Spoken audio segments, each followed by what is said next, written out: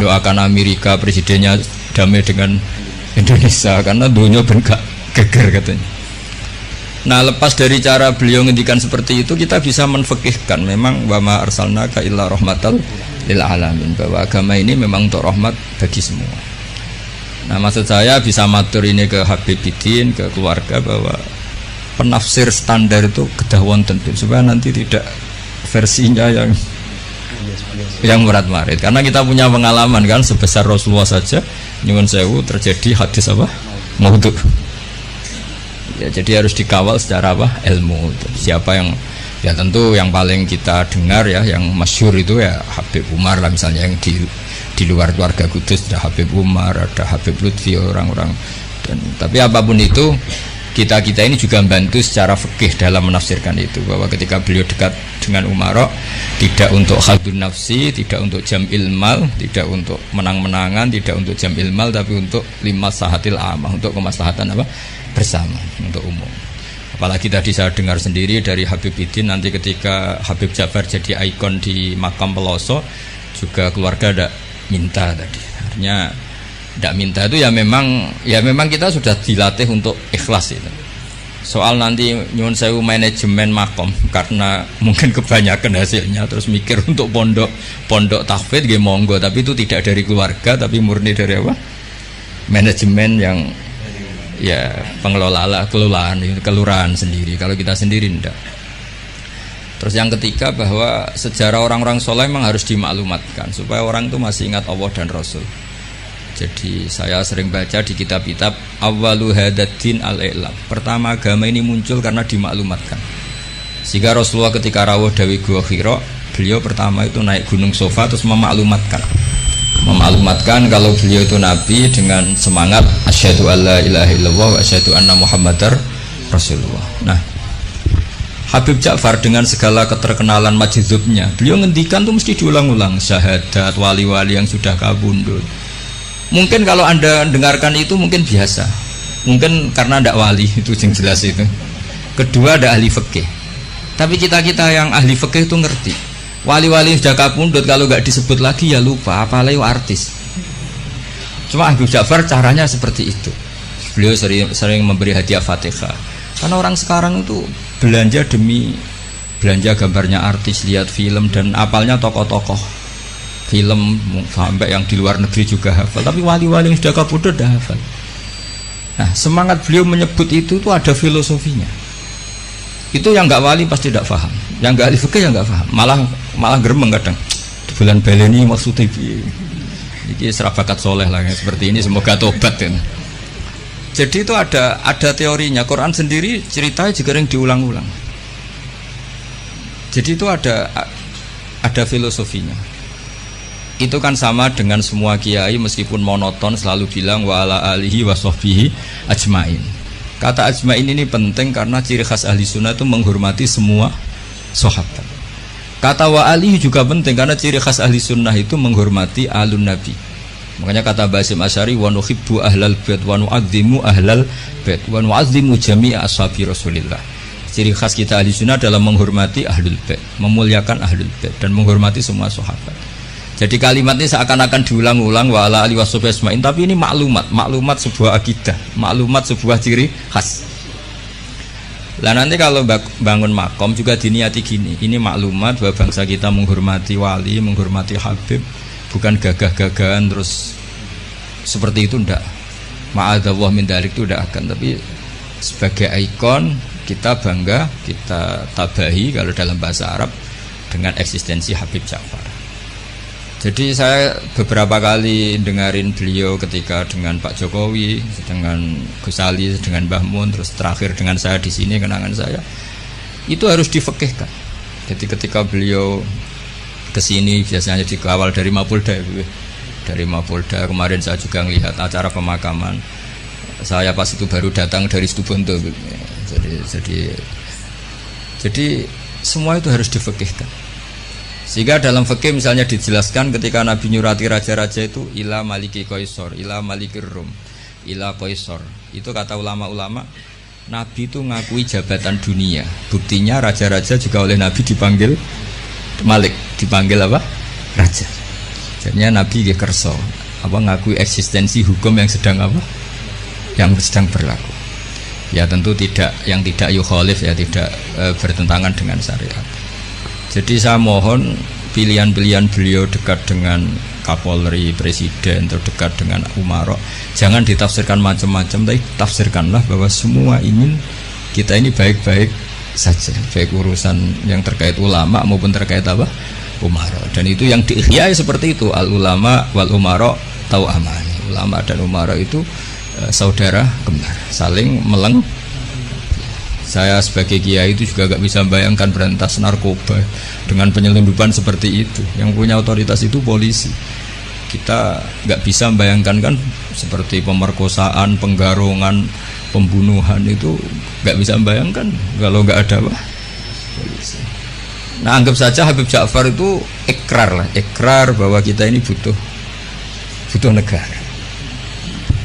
Lah bahwa kita di sana sini ada kekurangan baik di aparat negara maupun di kita ya sudah, al-insan makhluk khotok manusia. Tapi kaidah kita dalam fikih itu ma la yudraku kulluh la yudraku kulluh. Jadi kalau tidak bisa ideal jangan ditinggalkan sama sekali. Kita bernegara pasti tidak ideal, tapi kita butuh kekuatan untuk melawan penjahat, kekuatan untuk melawan pengedar narkoba, kekuatan yang bisa menangkap pemerkosa. Nah, kekuatan-kekuatan itu adanya di kepolisian. Sama kita butuh kesejahteraan, benono sing mikir menteri keuangan, Menko apa. Kita butuh kesehatan ya ada yang mikir yaitu menteri kesehatan.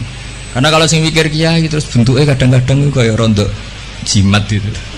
Nah sing ra tepak terus rontok dukun itu. Jadi repotnya kesehatan kalau yang mikir kiai itu nak tepak ya donga, nak ra tepak ya rontok gitu. Nah, jadi ini kula suwun sekali, saya mohon semohon-mohonnya sama keluarga Habib Ja'far, utamanya sama Habib Umar Al-Mutahhar yang beliau lama sekali di situ, sama pendereknya Habib Ridho Khirit ya. Habib Ridho Khirit.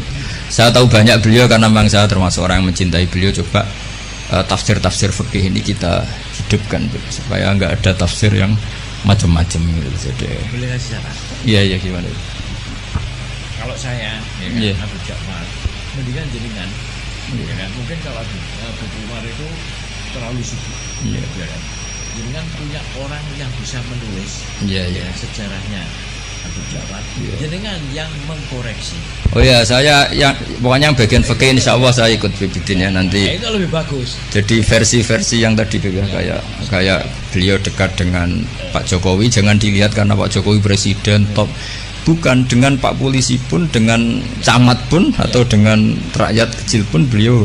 Jadi ini semuanya dalam konteks. Saya bersaksi ya Mbah Mun. Banyak orang bilang Mbah Mun mesti ya para wong presiden kan keren. Mbah Mun ditamoni KUA itu ya hormat. Ditamoni polisi, tentara yang kopral pun hormat. Cuma orang-orang hasut ngiranya agak tunggalnya nak para kebek presiden. Tapi kita kan bersaksi sebetulnya kan dengan siapapun beliau juga hormat. Jadi supaya nanti istilahnya kalau di buku sekarang itu testimoni. Jadi nanti yang kesaksian Habib Umar monggo, Yekbidin monggo. Tapi nanti semua itu dikawal secara fikih. Karena kalau dikawal fikih ini awet. Saya beri contoh ya betapa pentingnya fikih. Rasulullah SAW itu kalau dahar itu sering di luar rumah. Dan cara dahar itu enggak priayi menurut ukuran orang-orang priayi. Orang priayi itu kalau dahar kan dinampan terus pakai sendok. Nabi itu dahar kayak umumnya orang. Tapi itu dianalisis sampai ada orang lewat tuh, ini ngaku Nabi kok cara makan seperti itu. Tapi kata ulama-ulama itu penting sekali. Karena Nabi jadi Nabi setelah kecelakaan orang seperti Nabi Isa dituhankan. Jadi Nabi Isa itu saking sempurnanya, saking lembah lembutnya, justru kecelakaan dianggap Tuhan. Sehingga trauma dari itu Nabi itu sak urip-uripe, sak gesang-gesangnya menunjukkan kalau dia seorang manusia. Nate sholat patang rokaat itu kali rokaat ditakdir dilupakan sama Allah supaya kelihatan basariahnya.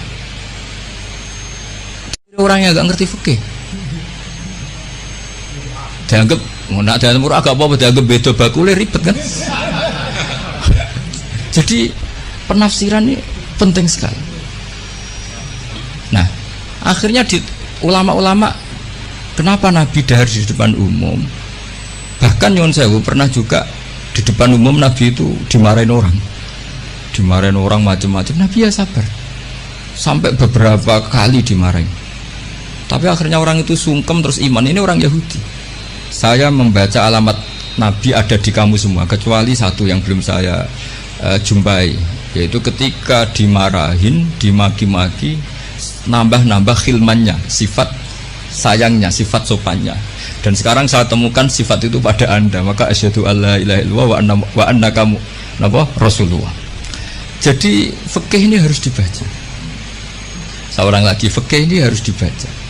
Sehingga ketika Nabi lupa sholat duhur hanya 2 rakaat, Nabi dawuh ma kuntu ansa walakin unassali as-sunnah. Saya sebetulnya enggak lupa, tapi saya ditakdir lupa, supaya kalian tahu ketika lupa harus melakukan apa. Jadi lupanya Nabi itu berkah bagi kita semua. Saya sering nyontohkan tuh sholat qadha. Normalnya sholat qadha itu tidak wajib karena batas waktunya sudah habis. Kalau kita tangi turu 12:30 sekolah SMP kan sudah gak mungkin sekolah, jatahnya sudah habis. Normalnya qadha itu tidak wajib. Karena yang namanya sholat subuh ya antara 4:30 sampai jam 6 misalnya. Waktu itu habis kan harusnya kan sholatnya juga habis, karena malaikat bagian nyatet sudah tutup buku kan. Itu ibarat kita mau nabung sudah jam 4 jam 5 kan bank sudah tutup. Tapi barokahnya Rasulullah nanti ditakdir qadha. Saya tidak bilang qadha, ditakdir qadha subuh. Dan ternyata Nabi sholat. Terus jadi pelajaran bahwa qadha itu wajib. Nah, jadi Nabi itu dalam kondisi yang seakan-akan Nabi kok qadha, itu aja berkahnya. Tadi kan Nabi gak pernah qadha. Mungkin ulama-ulama pertama kayak Izan mesti berpikir butuhnya qadha itu. Mesti berpikirnya begitu, karena nah, contoh yang terakhir sekaligus ini pengalaman fikih. Semua ketika tawaf itu jalan, tapi Rasulullah itu naik unta. Itu kalau orang nggak seneng Nabi atau nggak ngerti fikih, anak buah kon melaku dek enak-enakan lenges-lenges numpak unta. Tapi barokah para penafsir fikih akhirnya diketahui bahwa tidak termasuk syarat sahnya tawaf harus jalan. Buktinya Nabi naik unta. Akhirnya kita pakai kursi roda punya dalil, yang agak sepuh pakai skuter punya. Coba kalau dulu Nabi jalan kaki, akan dikira syarat sahnya tawaf harus jalan kaki. Jubah juga gitu, bibitin jubah, baju hem kayak gini. Itu dulu semua tabiin kalau sholat tuh pakai pakaian resmi, pakai jubah, pakai gamis. Kalau Indonesia mungkin pakai hem resmi. Itu Jabir bin Abdillah datang ke masjid, jubahnya dicopot, serbannya dicopot, dicandal loh ya. Terus sholat pakai sarung satu, akidan bena torofaihi ala atiki, sarungnya dicancang begini, kayak orang-orang kuno di kalung no. Terus ketika dikomplain sama tabiin, ungzuru ila sahibi Rasulillah, ini sahabatnya Nabi kok sholat seperti itu. Terus beliau marah. Saya bersaksi Nabi pernah sholat seperti saya ini.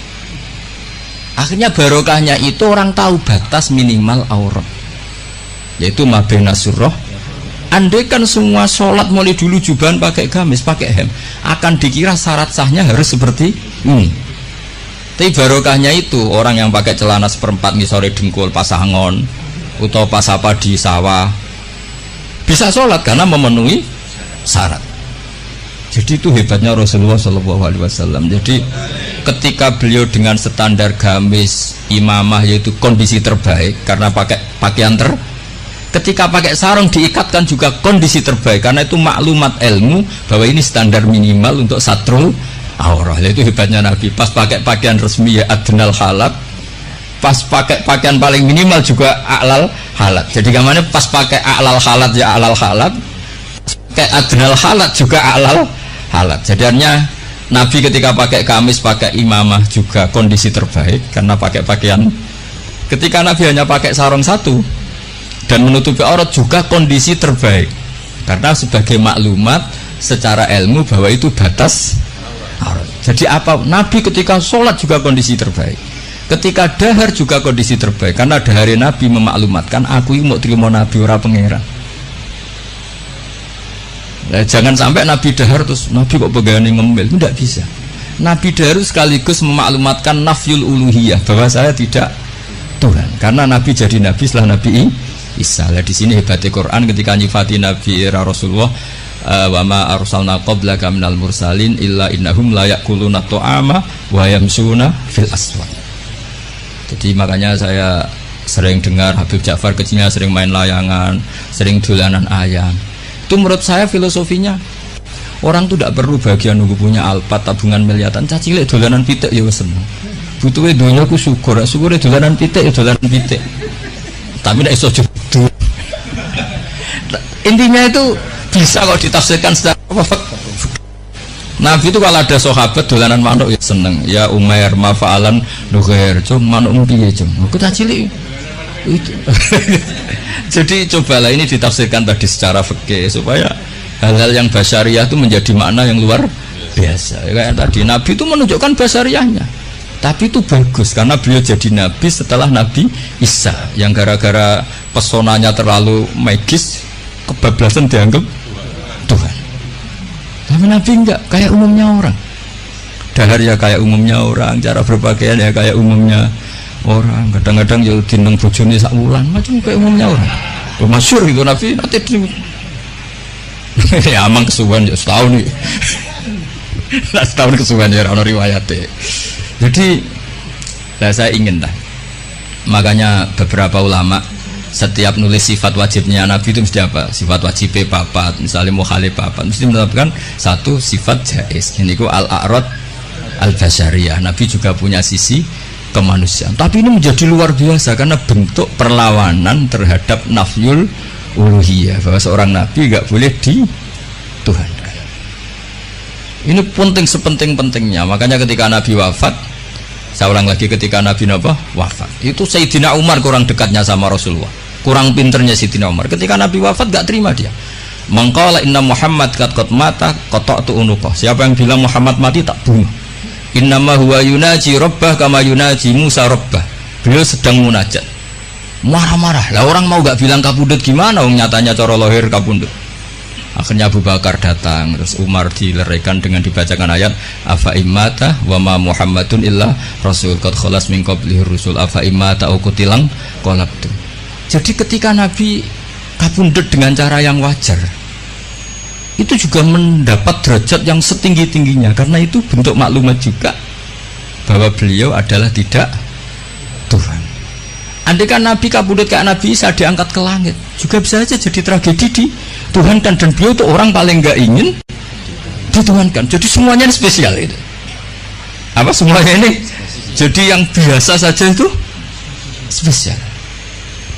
Nah, tapi ini kalau yang ngendikan tidak ahlul fikih, tidak ahlul hadis. Nabi kok kabudutnya biasa sih, sakjane keren diangkat ning langit kok Isa. Lha iki umat yang perlu ditobatno, paham ya? Justru Nabi kabudut biasa ini menjadi luar biasa karena di situ tidak terjadi nafyul uluhiyah. Jadi begitu juga nanti tentang Mbah Mun, Habib Ja'far, Mbah Arwani, Mbah Munawir, tokoh-tokoh yang basaria ini harus dijadikan ahwal yang luar biasa. Jadi misalnya kancanan wong cilik ya bentuk penghormatan pada wong cilik, kancanan wong gede ben ora hasud. Kadang ya ana wong gelem kancanan wong cilik tok ora gelem kancanan wong gede. Dikira zuhud aroi jebule hasud. Banyak gak yang seperti itu? Banyak banget tuh. Ada sing kancanan wong gede tok mau wong cilik. Ya ternyata sombong betul. Lah ini beliau-beliau ini teladan betul. Jare Habib Bidin ya Ja'far dolanan manuk perkutut ya suwen, dolanan pitik ya suwen. Artinya beliau-beliau itu orang yang gampang syukur. Orang kok senengnya ketika di istana saja atau ketemu presiden saja, enggak. Ya jadi kalau suwun nanti saya ikut bantu testimoni ya, saya itu yang spesial fikih lah ya. Jadi supaya sesuai porsi masing-masing. Jadi nanti Habib Umar sesuai pengalaman beliau, begitu juga Habib Ridho Khirid pengalaman beliau, nanti Amang juga bantu terutama ya bidin. Saya mohon semohon-mohonnya semua ini ditafsirkan menurut kapasitas fikih sana menurut kapasitas fikih. Karena perilaku Rasulullah SAW andai kan tidak ditafsiri fikih ya repot. Sama tak ceritani donga mara kuburan ya barokah rodok suudzon. Nabi itu giliran di Aisyah keluar karena garwane Nabi banyak dan yang cantik juga banyak, ada Zainab, ada Sofia. Aisyah itu cemburu, ditututi pikirannya itu ke yang lain.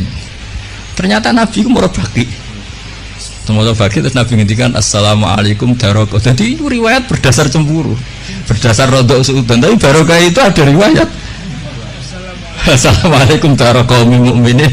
Terus akhirnya Aisyah balik, oh jebule ngono to. Ya sik aman.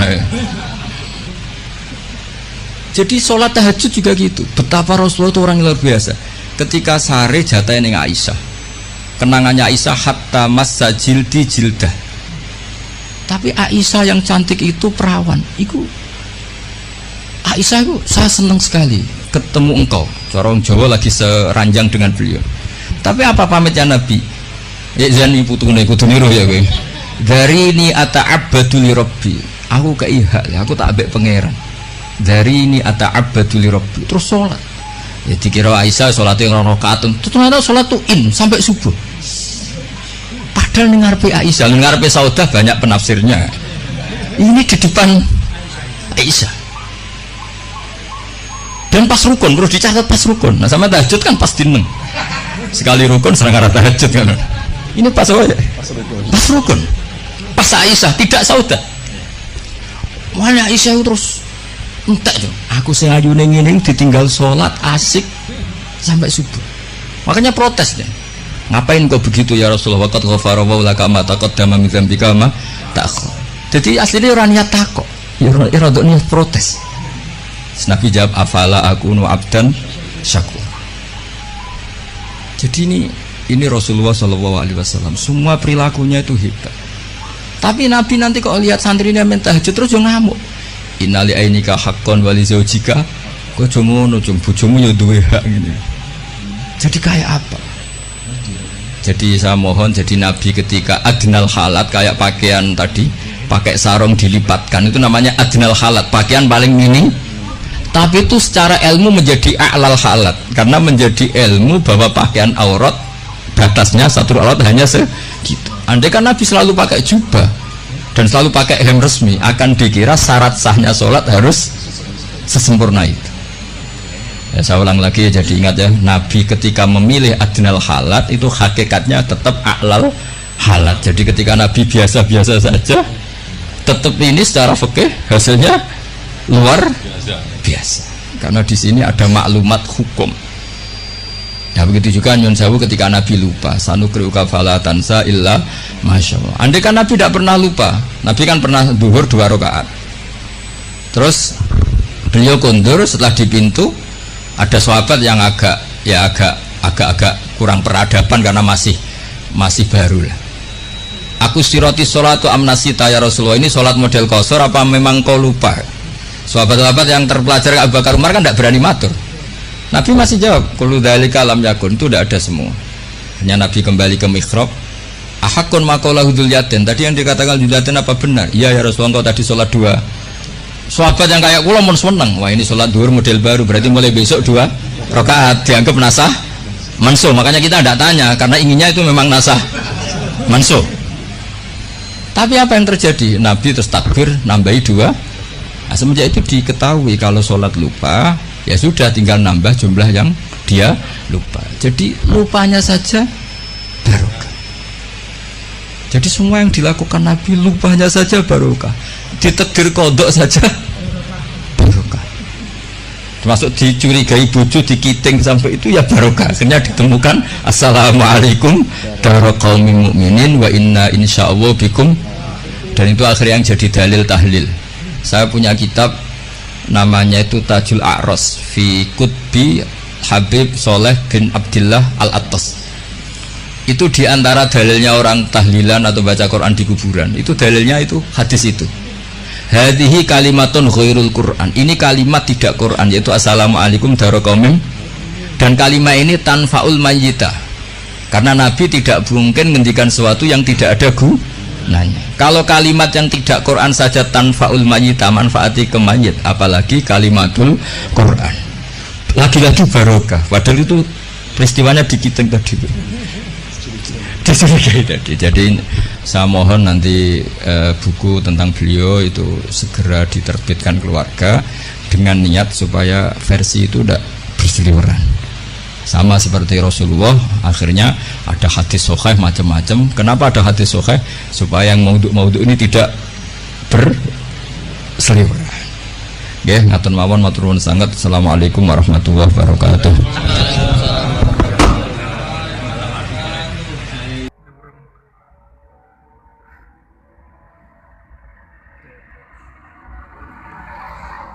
Giralu, Giralu.